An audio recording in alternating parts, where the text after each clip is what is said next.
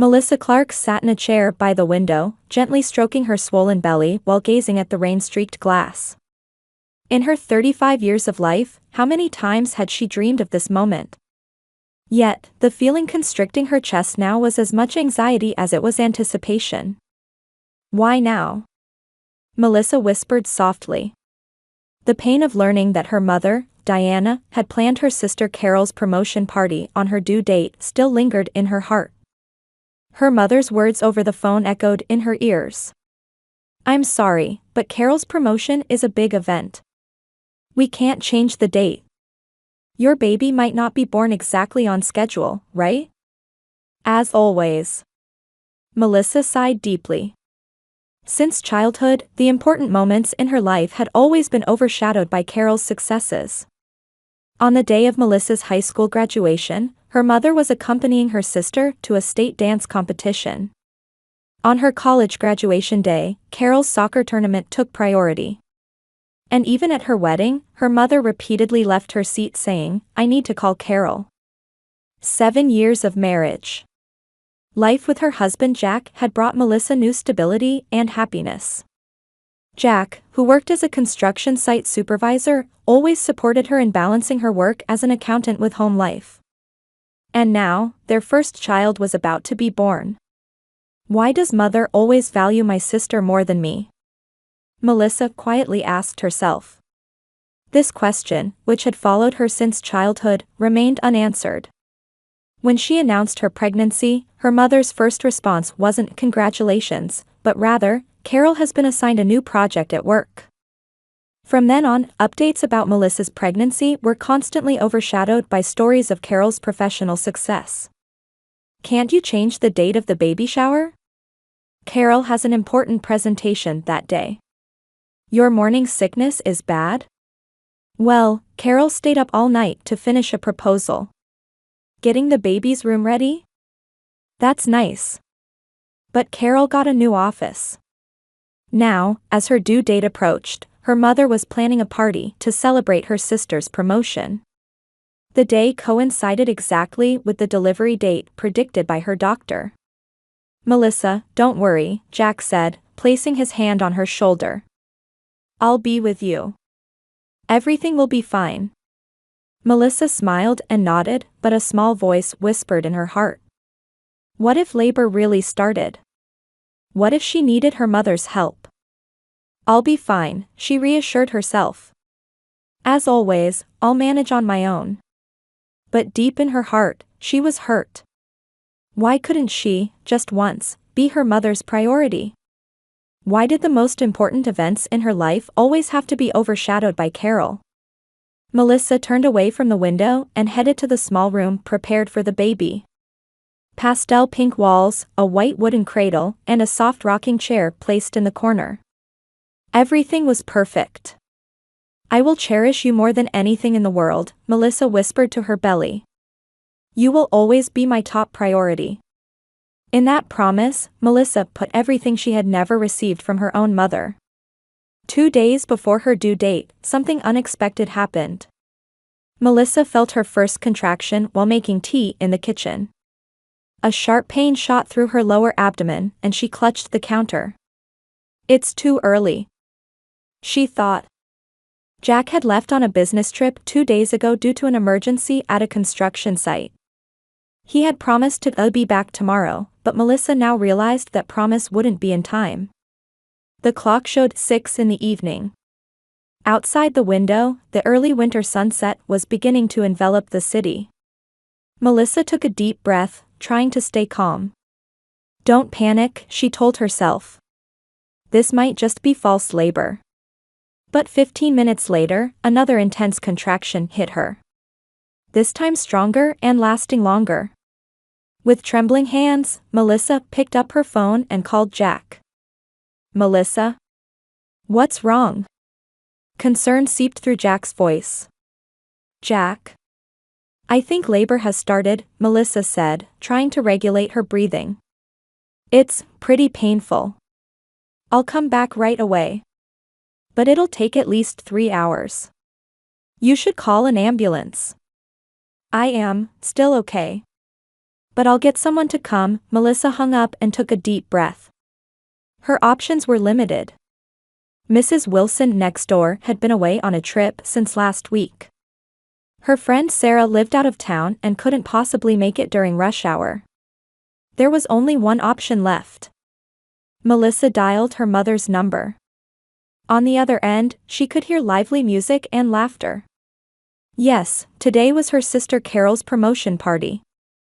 Melissa hesitated for a moment, but another wave of pain hit her, and she had no time to hesitate. Mom? Melissa strained her voice. Melissa? I'm in the middle of the party right now. Is something wrong? Diana's voice didn't hide her irritation. Mama. Melissa choked on her words as a sudden pain left her breathless for a moment. I'm having contractions, the baby's coming. Come now. There was a moment of silence on the other end. In the background, she could hear the sound of a toast and Carol's laughter. Melissa, today? Diana's voice was cold. Impossible. Today is your sister's promotion party. Don't interrupt. Melissa was speechless with disbelief. Then another voice cut in. Mom, who is it? It was Carol's voice. Followed by a cheerful, oh, is it Sis? Mom, let's hurry and make a toast. Sis can wait. A deep pain shot through Melissa's chest. It was a different kind of pain from the contractions, a pain of a heart being torn apart. Mom, please. Melissa clung to her last hope. I am scared to be alone. Melissa, call an ambulance, Diana said calmly. You're an adult, figure it out yourself. I'm staying here with Carol. The next moment, Melissa was struck by excruciating pain. With an intensity she had never felt before, she screamed and dropped the phone to the floor. Her abdomen hardened, and sharp pains radiated from her back to her waist. Even breathing was difficult. Her head began to feel fuzzy, and her vision darkened. Baby. Melissa whispered weakly. I'm sorry. Mama is weak. She collapsed to the floor, feeling consciousness slip away. The last thing she heard was her mother and sister's laughter from the phone. When she next regained consciousness, Melissa was in an ambulance. The sound of sirens wailed in the distance, and an oxygen mask was attached to her face. Next to her was Jack with a worried expression. Melissa. Thank goodness you're awake, Jack grabbed her hand. It's okay, we'll be at the hospital soon. The baby. Melissa asked weakly. Still okay, the paramedic answered. But we need to hurry. The events that followed were fragmented in Melissa's memory. Arriving at the hospital, medical staff gathering around her. The terrifying moment when words like massive hemorrhage and fetal distress were exchanged. Being rushed to the operating room, feeling the anesthesia take effect. And then, waking up in a hospital bed. White ceiling, the smell of disinfectant, the regular beeping of monitors. Jack was sleeping at her bedside. His face showed a mixture of fatigue and relief. Jack. Melissa called out with dry lips. Jack immediately woke up and jumped to take her hand. Melissa. Thank goodness, really thank goodness. The baby, she asked fearfully. She's fine, tears welled up in Jack's eyes. Lily is doing well. She's small, but a very strong little girl. Lily. Melissa smiled. They hadn't decided on a name yet, but somehow it naturally came out of her mouth. You were in danger, Jack's voice trembled. There was massive bleeding, the doctors said it was a miracle. Melissa slowly traced her memories. Of being alone, collapsed on the floor. How did? The work problem was resolved quickly, and I was able to come home earlier than planned, Jack explained. When I got home, you were lying on the floor. His voice choked. I called an ambulance right away. Melissa squeezed Jack's hand tightly. And then, a question arose. Mom. Carol. Jack's expression clouded. They haven't come yet. I called, but they said they'd come after the party was over. Tears spilled from Melissa's eyes. But they weren't tears of sadness. She felt something inside her heart becoming hard and cold. For the first time in her life, she completely understood. To her mother, she wasn't second best, she didn't exist at all. Melissa. Jack looked at her worriedly.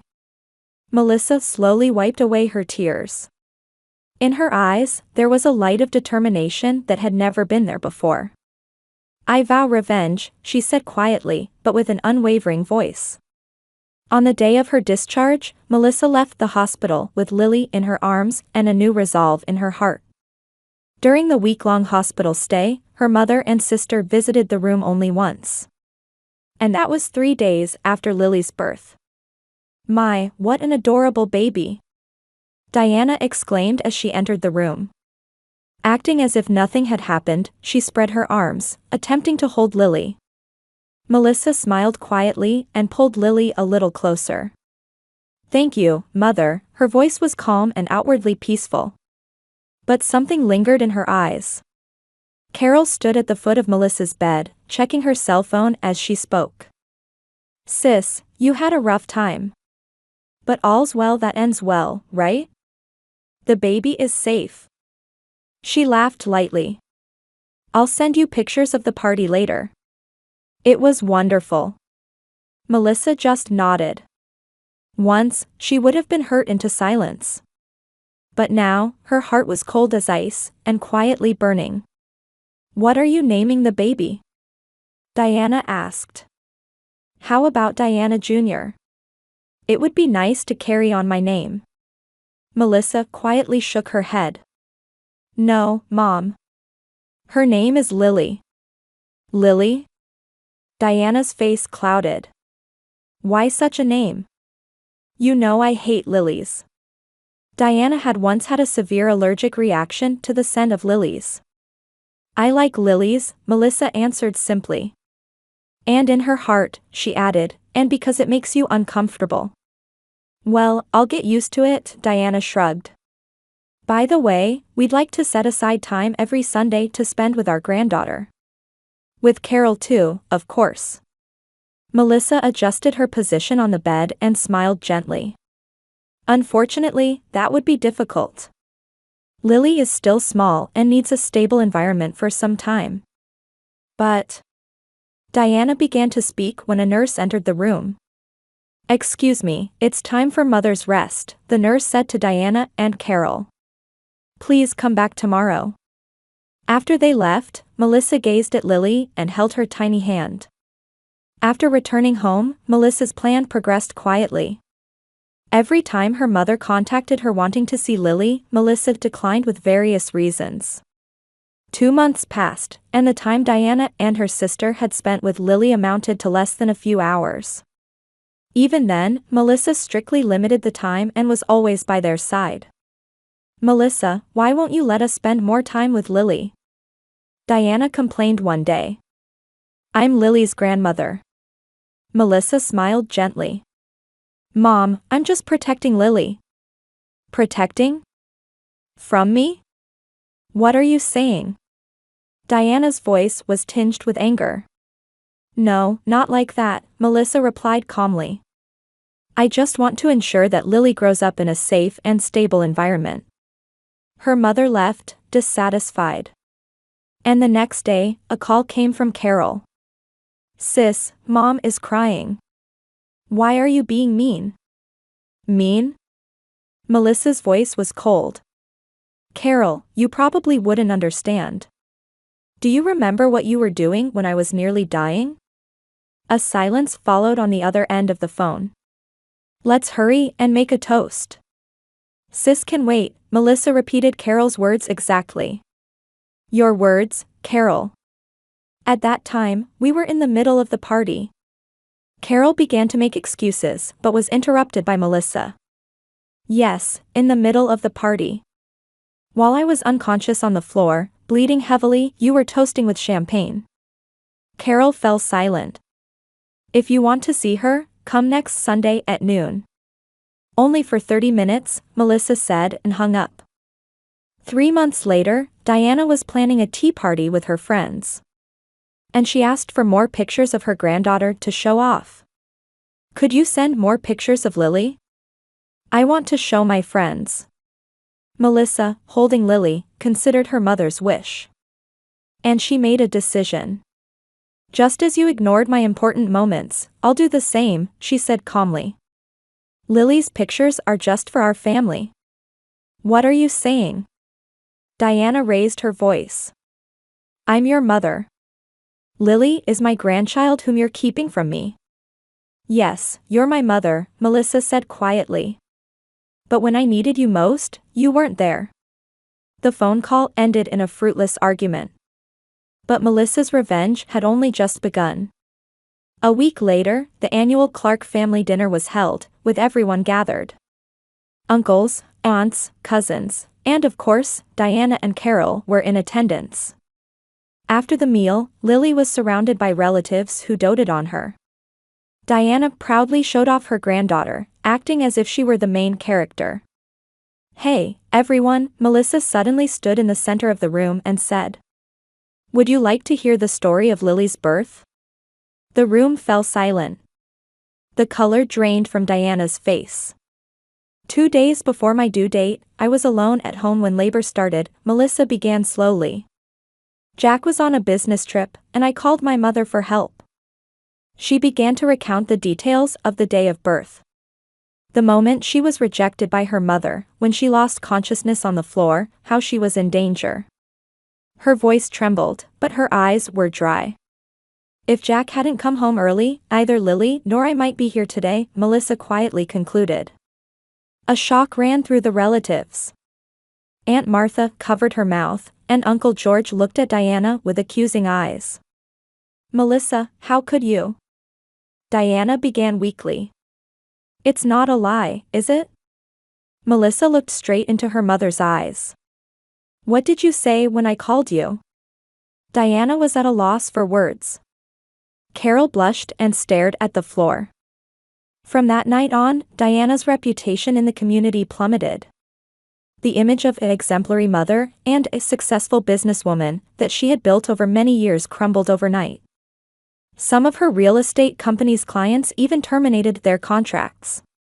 Carol was also affected. Rumors circulated at her company that her promotion was postponed due to family issues. For Carol, who worked at her mother's company, this was a serious blow. You've ruined our lives, Carol made an angry phone call. Mom is depressed. It's affecting the business. Is this what you wanted? Melissa answered calmly while putting Lily to bed. Carol, this is just the beginning. Of what? Of justice, Melissa said. And of my new life. After hanging up, Melissa gazed at Lily's sleeping face.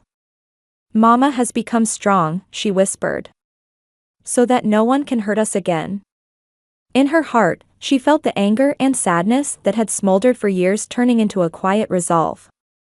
Melissa's revenge had only just begun. 3 years passed.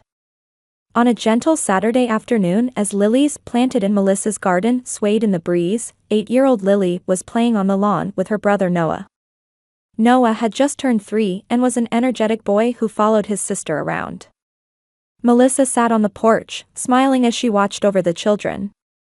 At 40, her face showed peaceful happiness and calm. The old wounds had healed, and a new life had blossomed. They really look happy, Jack appeared on the porch carrying 2 glasses of lemonade. Yes, Melissa took a glass from her husband's hand. And so are we. The relationship with Diana had followed a complex path since that parting at the hospital. As promised, Melissa arranged for a care facility for her mother and secured her care after discharge. Carol initially tried to avoid involvement, citing the busyness of work, but was surprised and ashamed by Melissa's decision. To think Melissa would go that far. Carol was reported to have confided to a friend. I was only thinking of myself. Although Diana recovered, her former dignity and confidence never returned. Her reputation in the community was damaged beyond repair, and many friendships were permanently lost. Her real estate business also shrank and eventually had to be sold. Ironically, the relationship between Diana and Carol had also deteriorated. "You abandoned me," Diana accused Carol, and Carol retorted, "You ruined my success." The two now met maybe once a month, if that. "I got a call today," Melissa said after taking a sip of lemonade. "From Diana?" Jack asked. Melissa nodded. "Mom wants to meet Noah. She's never met him yet." Jack carefully observed Melissa's expression. "What do you think?" Melissa gazed at the children and was silent for a while. "I think it's okay," she finally said. "It's enough now." 5 years ago, Melissa thought she had completed her revenge. But in reality, it was just the beginning of her own liberation. The number of visits to her mother at the care facility, initially only once a month, gradually increased. Conversations evolved from superficial topics to deeper ones. "Why did you prioritize Carol over me?" One day, Melissa finally found the courage to ask. Tears welled up in Diana's eyes. "I thought you were strong. Always independent, fine without me. Carol was different. She always sought my attention. I thought that was proof she needed me." That answer untangled something in Melissa's heart. The irony that being seen as a strong had been the very thing that kept her from her mother's affection. Today, Melissa made a final decision. It was time to completely let go of the past. "Tomorrow, I'll invite Mom to our home," Melissa told Jack. "Let her spend time with the children." Jack took his wife's hand and squeezed it gently. "You're a wonderful person, Mel." Melissa smiled. "My real revenge was to become happy," she said quietly. "And to be free from the chains of the past." In the distance, she could see Lily hugging her brother. Tears welled up in Melissa's eyes. They weren't tears of sadness, but of gratitude and liberation. After a long journey, she had finally found her own worth and had truly become a mother in the real sense. "I will never again let anyone determine my worth," Melissa vowed in her heart. "And I will teach my children the same." The sun was setting on the horizon, leaving the promise of a new day.